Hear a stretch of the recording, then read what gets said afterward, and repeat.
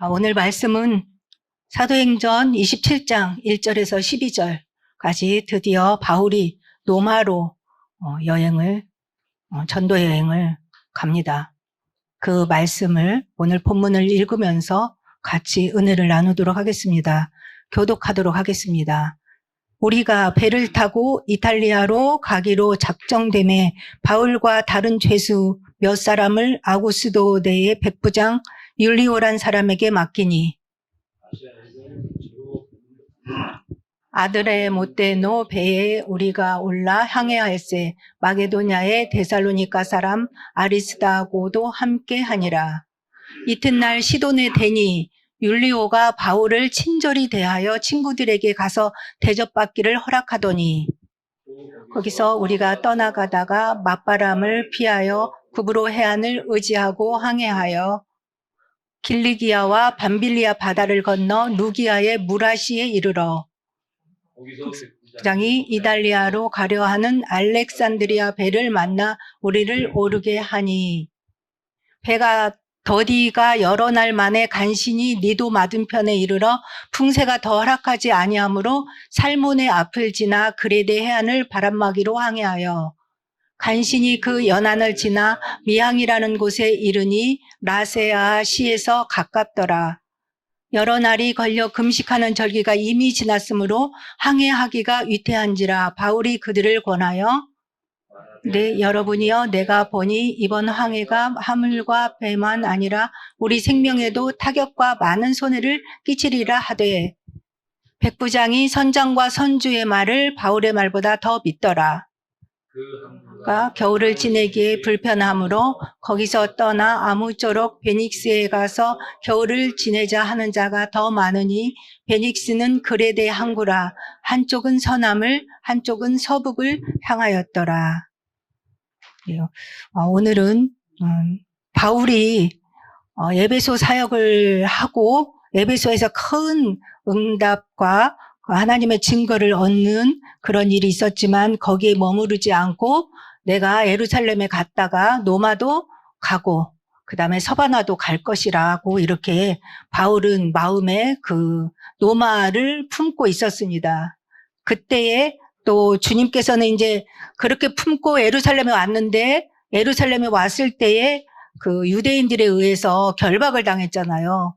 그때에 예수님이 나타나셔서 뭐라고 그랬어요? 23장 11절에 네가 예루살렘에서 나의 일을 증거한 것처럼 로마에서도 증언하여야 하리라. 이렇게 그 서론에 보면 제가 그걸 서론에다 적어놨죠. 그래서 바울은 로마 시민권을 태어날 때부터 갖게 되었잖아요. 그래서 아마 이런 은혜를 받기 전에도 내가 로마를 한번 꼭 가봐야겠다라고 했는데 복음을 받은 뒤부터는 더더욱 그런 마음을 품었겠죠. 왜냐하면 그때 당시에는 로마가 전 세계를 거의 그 지역에 있는 근방을 전부 통치하고 있었거든요. 그래서 그 시대 사람들은 뭐냐면 팍스 로마라는 생각을 가지고 있었어요. 팍스는 평화고요. 로마나는 로마에 의해서 평화가 지속되는 거예요. 한 200년 정도 로마가 강력하게 정복을 하고 지배를 하기 때문에 처음에 정복 당할 때는 힘들지만 일반 시민들은 어때요? 강력한 권력이 이렇게 다스리고 하면은 생활이 안정되잖아요. 그래서 평화가 쭉 지속되는 거죠. 그래서 팍스 노마나가 있었거든요. 그래서 저 강대국에 가서 그런 속담도 들었죠. 여러분들 영어 배울 때 모든 길은 어디로부터 통한다? 로마로부터. 그래서 모든 길이 다 나 있었거든요. 그래서 예수님이 오셨을 때는 그 시대적인 배경이 뭐냐면 이미 로마를 통해서 다 준비됐다는 거죠. 헬라어로 공통어가 됐었고요. 로마의 도로가 다 열려 있었고요. 인쇄술이 발달돼 있었거든요. 이런 모든 것들이 준비됐을 때에 하나님은 예수 그리스도를 이 땅에 보내시고 그 다음에 십자가에서 모든 구원을 이루시고 그 다음에 이런 바울과 같은 사람을 통해서 복음이 땅끝까지 증거될 수 있는 모든 여건들이 마련되는 거죠. 거기에 누가 사용돼요? 로마라는 나라가 사용되는 것이죠. 그래서 바울도 역시 저기 가서 복음을 증거하면 좋겠다. 왜냐하면 모든 도로, 정치, 경제, 문화, 언어 이런 모든 것들이 노마를 통해서 그 지역과 그 근방에 있는 모든 나라들에게 전달되었기 때문에 복음도 역시 노마에 가서 복음을 증거하면 훨씬 더 다른 모든 나라에까지 복음이 증거되는데 효과가 있고 유익했겠죠. 그래서 바울은 노마도 내가 가야 할 것이다. 그리고 서바나까지 가야 하겠다라고 하는 것이 바울의 비전이었고 꿈이었다는 것이죠. 그러면 여기 성경은 항상 성경은 이 등장인물을 통해서 그리스도를 우리가 발견해야 되는데 바울의 꿈이 있듯이 하나님의 꿈도 있는 거죠. 하나님의 꿈은 예수 그리스도를 우리에게 보내주셔서 구원의 축복을 이루시는 거죠. 그래서 예수님이 이 땅에 오셨을 때 예수님도 역시 사복음서를 보면 꿈이 있었어요. 그래서 존 스토트라는 사람이 강해 설교를 하는 분이 목사님인데 그분이 이 사도행전의 저자가 누가잖아요. 누가복음과 누가가 쓴 누가복음과 사도행전을 통하여서 그 강해 설교의 제목을 어떻게 썼냐면 누가복음에서는 예수님에 대해서 누가복음이니까 예수님의 공생의 사역이 적혀 있을 거 아니에요. 그래서 갈릴리에서 예루살렘으로 그게 예수님의 최종 사역의 목표잖아요. 그죠? 갈릴리와 가버나움에서 주로 사역을 많이 했잖아요. 근데 결국은 예수님이 사복음서 마지막 부분에 가면 어디로 올라가죠? 십자가 지시려고 어디로 올라가요? 그죠? 그 골고다 있는 데가 어디죠? 지역이 예루살렘이잖아요. 갈릴리의 사역은 갈릴리에서 하고 마지막 십자가 지시기 위해서 예루살렘을 향하여 간다는 거죠. 그게 예수님의 최종 목표이잖아요. 사역의 꿈이고 십자가가 꿈이기 때문에 갈릴리에서 어디로? 예루살렘으로 가요. 근데 이거와 비교해서 사도행전도 누가가 썼잖아요. 사도행전에서는 그 제자인 바울, 그 부활하신 주님이 부르신 바울은 주로 1차, 2차, 3차 전도를 쭉 그 지역에서 다 한 다음에 마지막에 예루살렘 갔다가 내가 노마도 가야 할 거라고 했잖아요. 그래서 예루살렘에서 결국은 목표가 어디예요? 바울의 사역은 노마까지 가는 것이죠. 그것이 바로 오늘 우리가 배우는 이 27장과 28장 마지막 2장이 남았는데 여기에서 바울의 꿈, 바울의 비전, 예수님의 사역과 비교해서 그 다음에 한번 보시고 다음 주에는 이제 조금 더 비교할 수 있는 게 예수님은 예루살렘에 올라가서 십자가를 지시잖아요. 3일 동안. 근데 바울은 다음 주에 배우는데 유라굴로 강풍을 만나거든요. 거기에서 햇빛도 비치지 않고 별도 비치지 않는 깜깜한 어디로 가야 할지도 모르는 그런 것을 겪는 거거든요. 그래서 비교를 할 수 있는 거거든요. 아까 지역적인 목표, 마지막 사역 것이 예수님은 예루살렘이고 바울은 예루살렘에서 로마로 가는 것이 그 인생의 마지막 사역이듯이 예수님이 십자가에서 3일 동안 있었던 것처럼 바울도 역시 앞을 볼 수 없고 깜깜한 데서 며칠 동안 있었던 것이 바로 그 십자가에 지신 3일 동안과 우리가 비교해서 그 고난과 그 고통을 우리가 알 수 있는 것이죠. 그리고 그 다음에 결국은 구조되잖아요. 예수님이 3일 만에 부활하셨듯이 바울도 27장 이제 보면 구조가 되는 거거든요.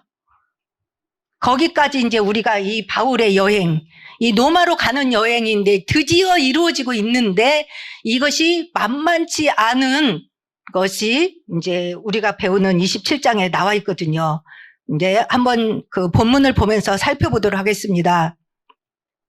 우리가 배를 타고 이달리아에 가기로 작정됨에 바울과 다른 죄수 몇 사람을 아구스도대의 백부장 율리오란 사람에게 맡기니 이제 드디어 이달리아에 가기로 작정됨에 이달리아는 노마를 말하는 것이죠. 노마를 결국은 이제 가게 됐어요. 어떻게 가게 됐죠? 왜 가는 거죠? 상소를 했잖아요.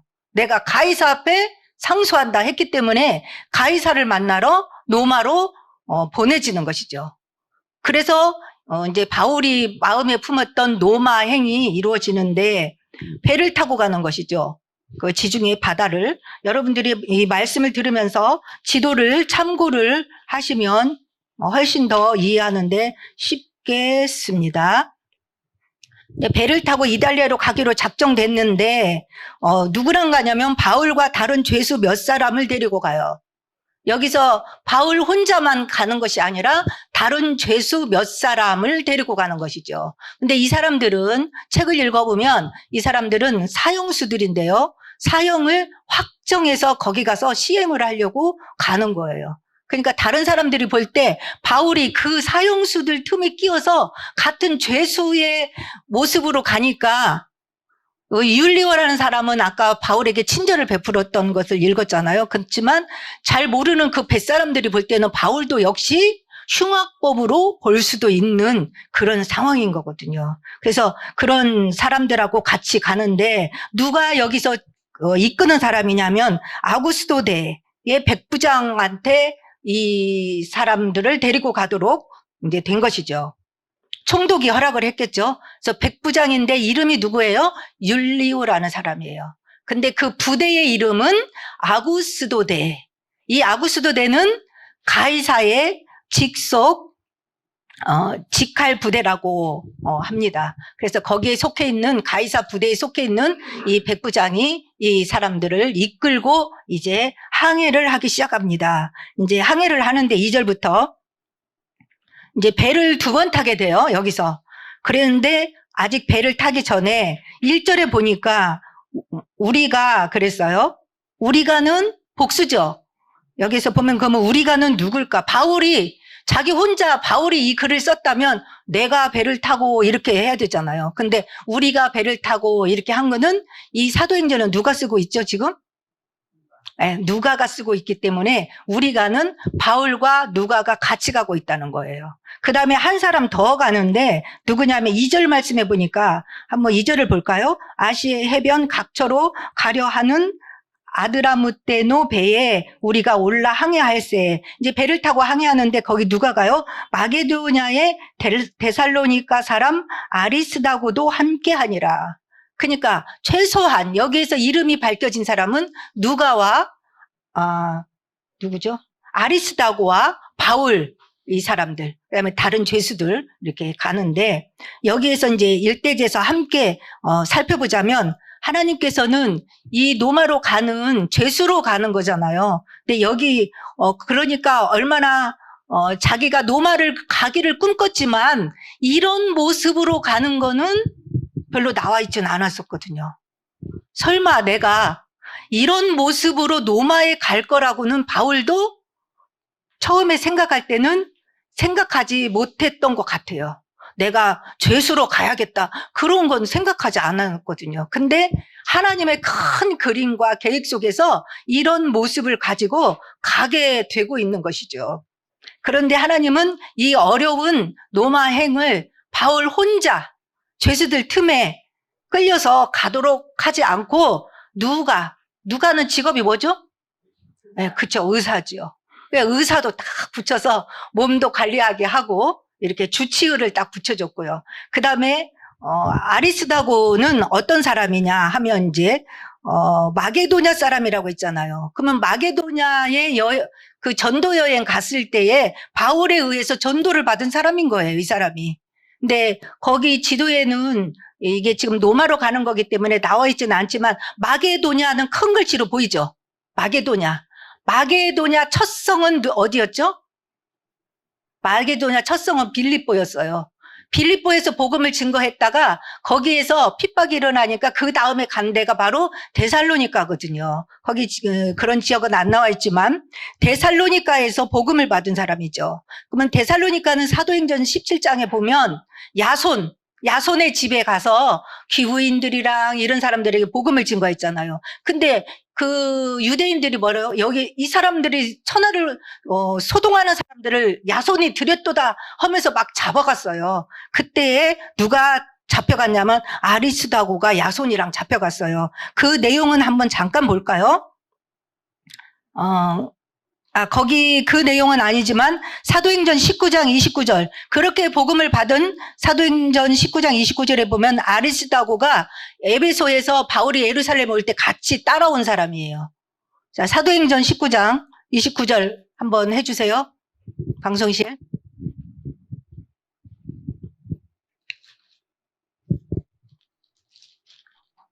사도행전 19장 29절. 먼저 찾으신 분 한번 읽어볼래요? 29절 시작. 온 시내가 요란하여 바울과 같이 다니는 마게도냐 사람 가이오와 아리스다고를 붙들어 일제히 연극장으로 달려 들어가느니라. 에베소에서 복음을 증거했을 때 큰 소요가 일어났다고 그랬어요. 왜냐하면 은장색을 만드는 아데미 신상 파는 사람들이 장사가 안 되니까 이 사람들을 잡았다고 그랬어요. 그때에 바울 대신 잡힌 사람이에요, 이 사람이. 그리고 그 다음에 20장 4절 말씀을 볼까요? 에베소 사역을 마치고 올 때에 4절 읽어보겠습니다. 20장 4절 시작. 아시아까지 함께 가는 자는 베리아 사람 브로의 아들 소바더와 데살로니가 사람 아리스다고와 세군도와 더베 사람 가이오와 및 디모데와 아시아 사람 두기고와 드로비모라. 이렇게 여기에 에베소 사역을 마치고 예루살렘에 갈 때에 이렇게 같이 왔던 사람 중에 한 명이에요, 아리스다고가. 그런데 올 때에 들렸던 곳들이 있잖아요. 이 에베소에서 한 번에 예루살렘 오지 않았잖아요. 들렸던 곳에서 어땠어요? 애언기도도 하고 사람들이 예루살렘에 올라가면 바울 당신은 결박될 것이다 라고 막 했었어요. 근데 그 말을 듣고 자기의 안위를 생각하는 사람 같으면 예루살렘 가면 잡힌다고?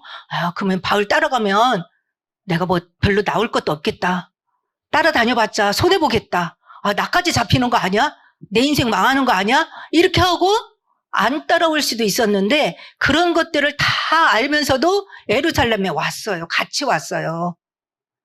그러니까 복음을 너무나 확실하게 받은 것이죠. 그래서 예루살렘에 왔는데 진짜로 바울이 잡혔잖아. 체포됐잖아요. 드로비모를 성전에 데리고 들어갔다라는 명목에 사실은 다른 사람들 데리고 갔는데 에베소 사람 드로비모 이방인을 데리고 들어갔다고 체포를 했잖아요. 그래서 지금 몇 년 동안 있었죠? 감옥에 몇 년 있었죠, 바울이? 그때 잡혀가지고 2년 동안 가이사라에 있다가 가이사한테 상소해가지고 지금 로마로 가는 중이에요. 근데 이 아리스다고는 그때 에베소에서부터 복음을 받고 예루살렘까지 따라왔다가 2년 동안 바울이 감옥에 있는데도 안 떠났어요. 그렇죠?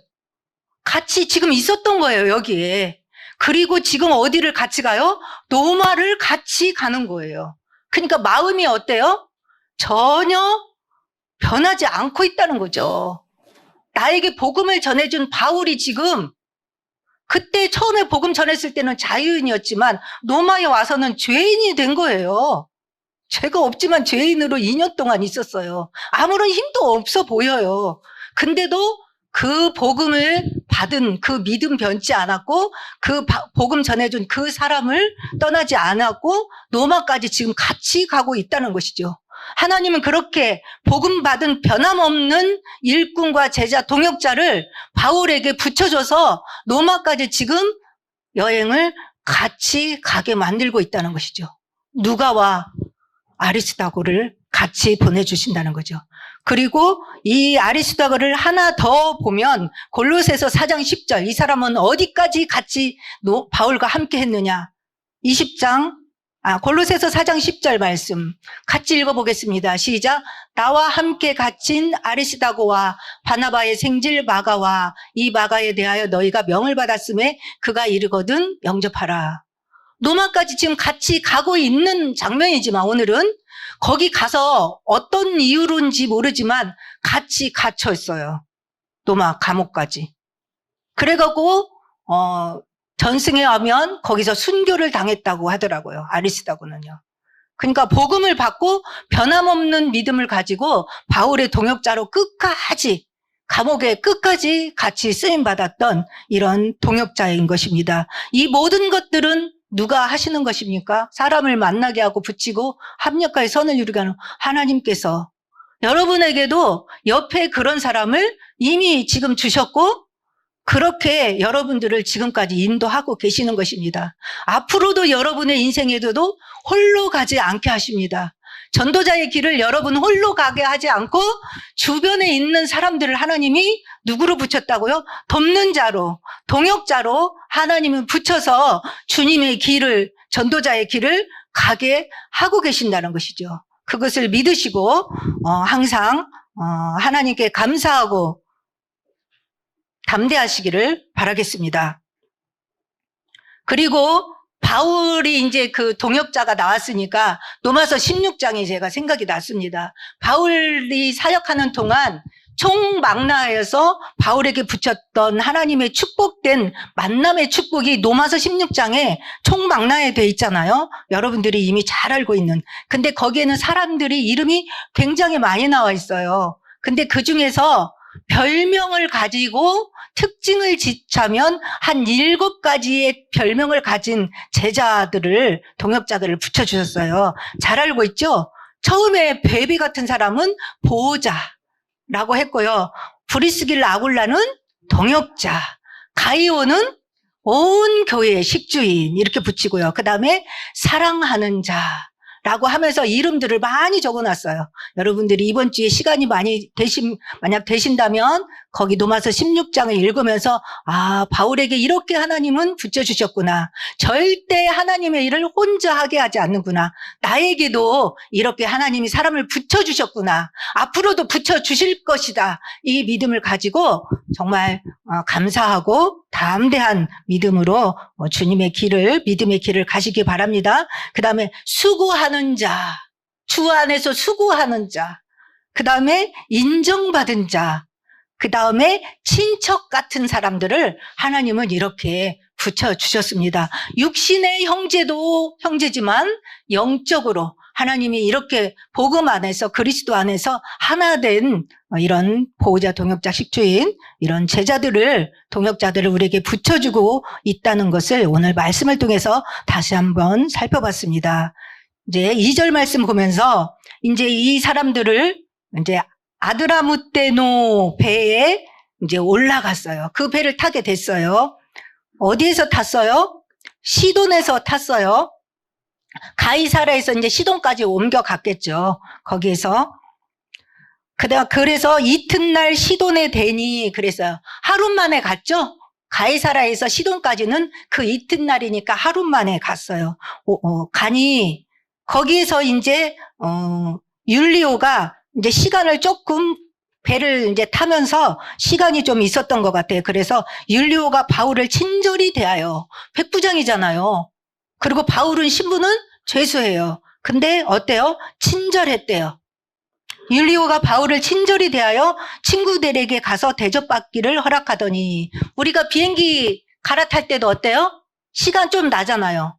그때 이렇게 많이 경험이 있는 사람들은 나가서 이렇게 주변에 있는 데 가서 음식도 먹고 여행도 하고 돌아올 수 있잖아요. 자기가 다음 비행기 탈 때까지. 이처럼 다음 이제 그 배에 출항하는 시간을 가르쳐 줬겠죠? 그때까지 이 시돈에는 이제 베니게거든요. 여기가 두로와 시돈 같은 지역이에요. 성경에 두로, 시돈, 베니게. 베니게가 큰 지역이고 거기에서 뭐 무슨 여기가 노원구라면 무슨 동 하는 것처럼 베니게가 더 큰 넓은 지역이고요. 거기에 두로와 시돈이라는 지역이 있는 거죠. 여기에는 복음 받은 제자들이 있어요. 이제 그런 것을 알고 가서 음식을 먹고 와라, 대접받고 와라, 출항할 시간이 좀 남았다. 이렇게 하니까 얼마나 이렇게 그 인솔하는 자가 친절을 베푸는 거예요. 원래는 진짜 나쁜 사람 만났으면 죄수들은 어때요? 꼼짝마. 도망갈까봐. 자유가 없잖아요. 이 사람 맘이잖아요. 그렇게 했을 때인데 바울을 선대했다는 것이죠. 친절하게. 가서 이 출항하는 시간이 몇 시 몇 분이니까 그때까지 가서 음식을 대접받고 와. 만나고 와도 돼. 이렇게 허락을 해줬다는 것이죠. 여기서도 또한 뭘 느낄 수 있어요? 누구의 손길을? 하나님의 은혜의 손길을 느낄 수 있잖아요. 아까 1절에서부터 우리가 거기서부터 하나님의 은혜예요. 바울을 혼자 보내지 않고 동역자들을 같이 보내면서 외롭지 않게 이렇게 위로해 주셨고, 여기서도 또 시돈에 가서 믿음의 사람들을 만나서 음식을 먹고 만나고 오라고 하는 은혜를 받도록 이렇게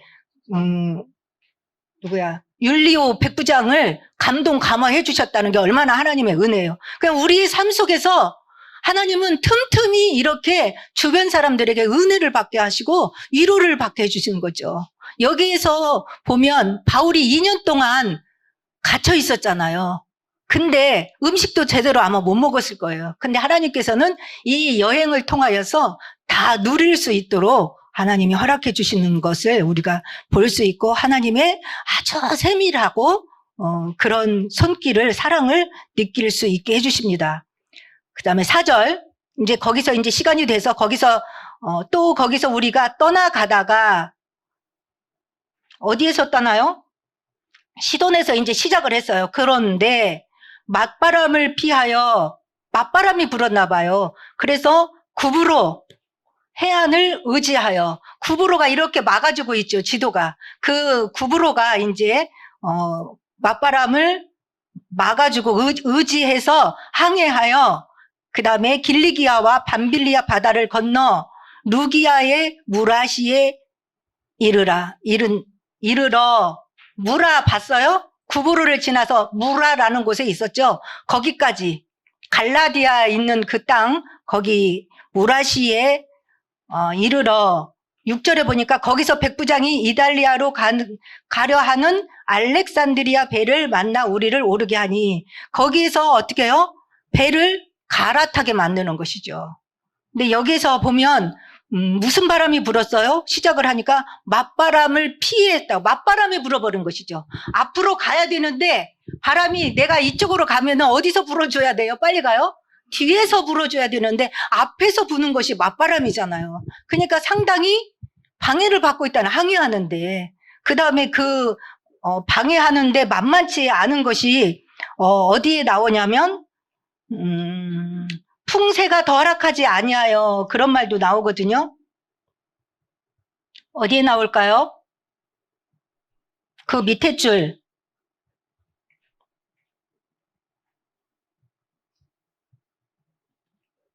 3대지에 보면 2절에 나와 있죠? 맞은편에 풍세가 허락하지 않아서 이렇게 갔다라는 거. 근데 두 가지가 나오거든요. 맞바람이고 풍세. 풍세가 뭐예요? 바람풍이잖아요. 바람까지 우리가 가는 것을 도와주지 않은 것이죠. 대부분은 사람들이 다, 시인들도 그렇고 글 쓰는 사람들, 모든 사람들이 이 항해하는 것, 바다에서 이렇게 항해하는 것을 뭐에 비유하죠? 우리의 인생과 같다라고 비유를 하는데, 바울이 로마를 가는 이 로마행에서 우리의 인생과도 비교할 수 있는데, 여기 지금 시작하자마자 만만치 않다는 거죠. 우리의 인생을 가는데도 이렇게 예기치 않은 맞바람이 불면은 굉장히 우리가 힘들어진다는 것이죠. 바울의 꿈이었고 하나님이 가도록 허락한 그런 길이었지만 맞바람이 분다는 것이죠. 그럴 수도 있다는 것이죠. 그런데 여기에서 이제 6절 말씀에 보니까 이제 배를 갈아타는 것이죠. 처음에는 이제 아드레무테노, 이 배는 그 해안가를 가는 배였고요. 이 배는 알렉산드리아 배인데요. 이 배는 더 큰 배예요. 그래서 지중해를 통과해서 로마까지 가는 그냥 무역항인 거예요. 무역하는 그런 큰 배인 것이죠. 아까 아드레무테노 배는 작은 배예요. 연안을 가는 것. 연안, 지역에 있는 연안을 가는 거고, 이 배는 알렉산드리아 호니까, 알렉산드리아는 그 이집트에 있는, 그때 70인역 할 때 그때 지도에서 봤었거든요. 그 이집트, 애굽에 있는 알렉산드리아에서부터 로마까지 항해하는 무역선이고요. 곡물을 실어 날랐다 그래요. 그때 당시에는 로마가 이집트도 다스리고 있었거든요. 그래서 이 애굽은, 이집트는 곡창지대였대요. 로마의 그 곡물들을 실어 나르는 거였죠. 그래서 이 배는, 알렉산드리아 배는 곡물을 실어 나르는 배라는 거죠. 큰 배죠. 근데 아까 그 작은 배를 갖고는 여기를, 지중해를 건널 수가 없었던 거죠. 그래서 6절 말씀에 이 백부장이 지도자인 거죠. 이탈리아로 가려 하는 알렉산드리아 배를 만나 우리를 오르게 하니. 배 갈아탔죠. 그래서 이제 3대지 보겠습니다. 이제 갈아탔는데 배가 더디가 여러 날 만에 간신히 니도 맞은편에 이르러 풍세가 거기가 있네요. 풍세가 허락하지 않았죠? 풍세가 더 허락하지 아니하므로 어디가 있어요? 살모네 앞을 지나 그레데 해안을 바람막이로 항해하여 간신히 그 연안을 지나 어디에 이르렀어요? 살모네를 간신히 갔어요. 그래갖고 어디 항구에 이르렀어요? 미항은 한국말로 번역했잖아요. 이게 무슨 미자일까요? 아름다울 미자예요. 아름다운 항구래요.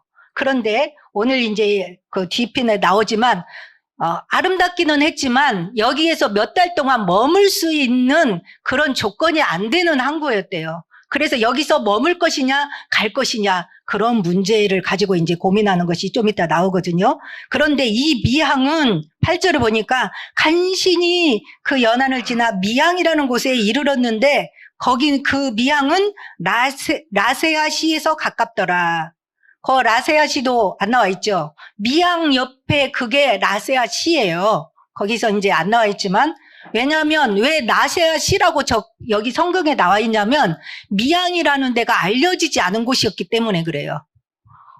우리들도 어디 살아요? 그렇게 하면 어떻게 말해요? 미국에 갔을 때 어디 살아요? 그렇게 했을 때 대답하는 거하고 이 국내에서 어디 모임에 가가지고 어디 살아요? 그러면 자기 동네 얘기예요? 어느 구를 얘기해요? 알아듣기 쉽게. 그죠?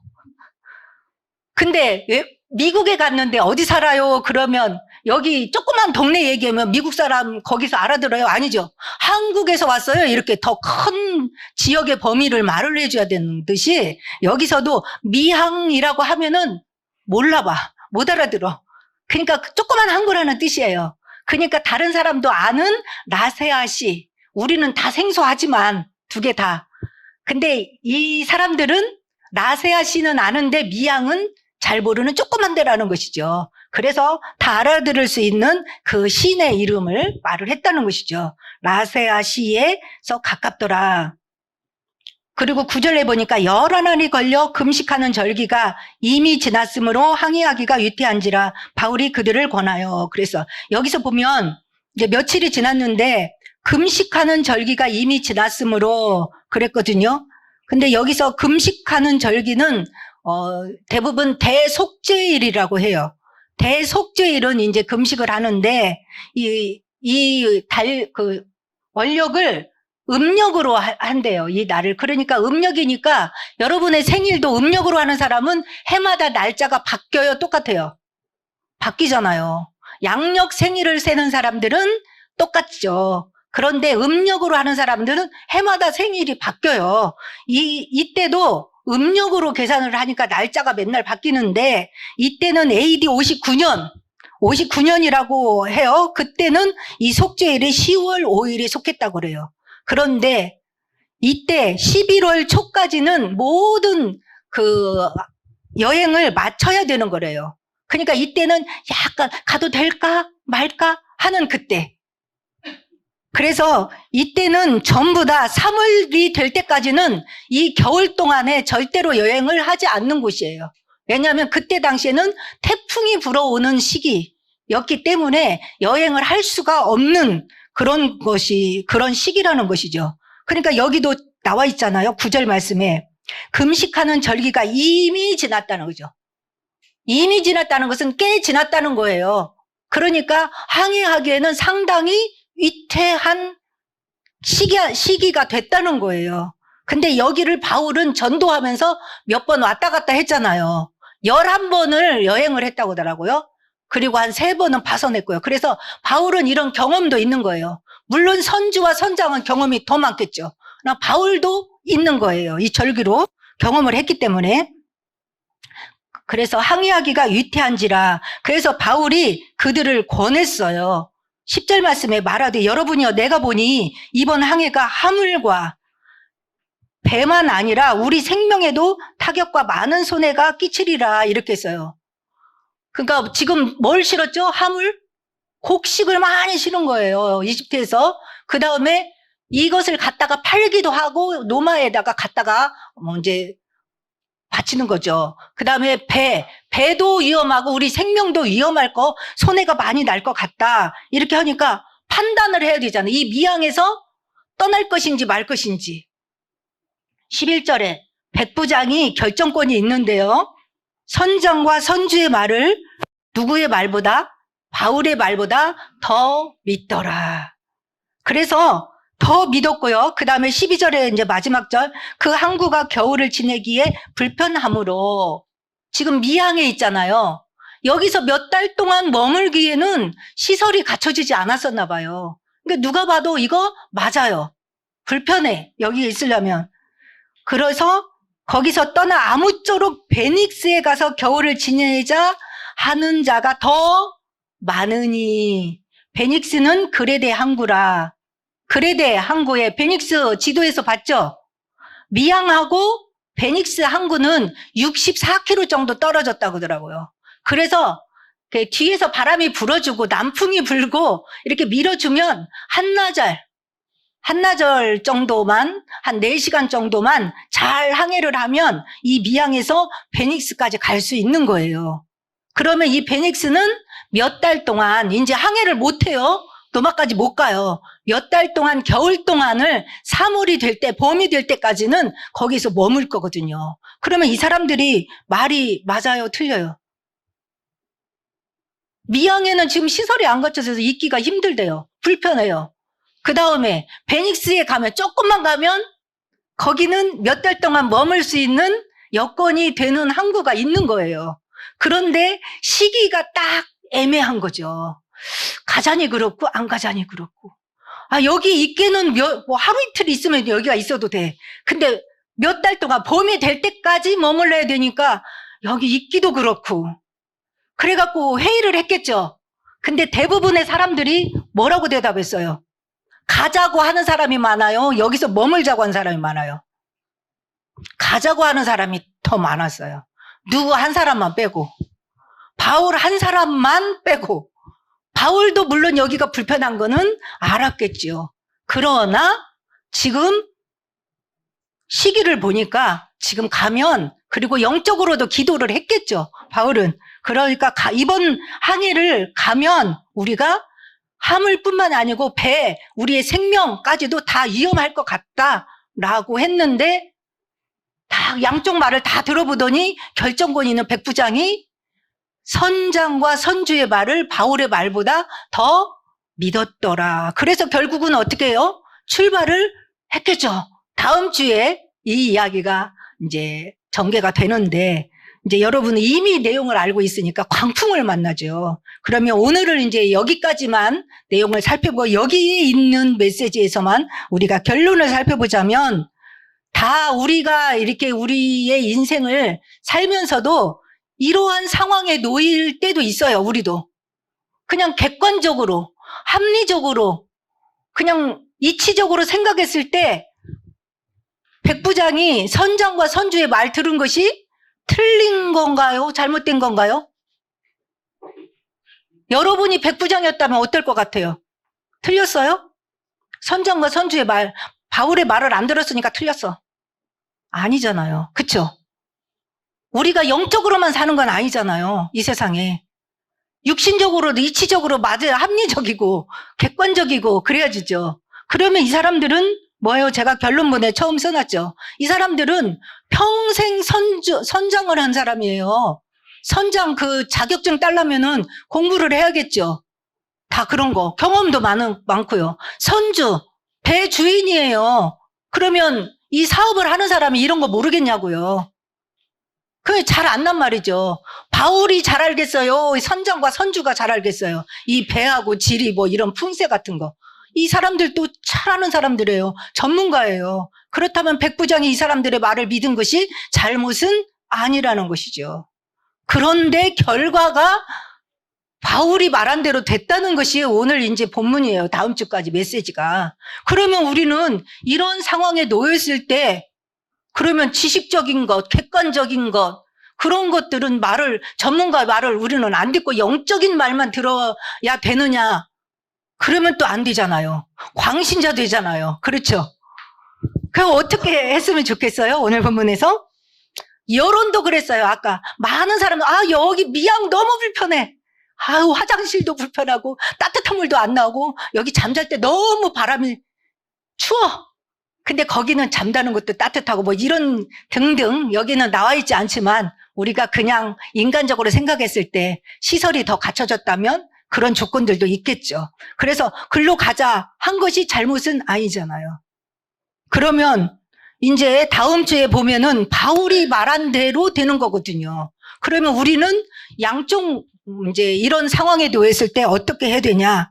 그러면 전문가의 말을 우리는 무시해서는 될까요? 안 될까요? 예수 믿는다고 그래서 다 필요 없어.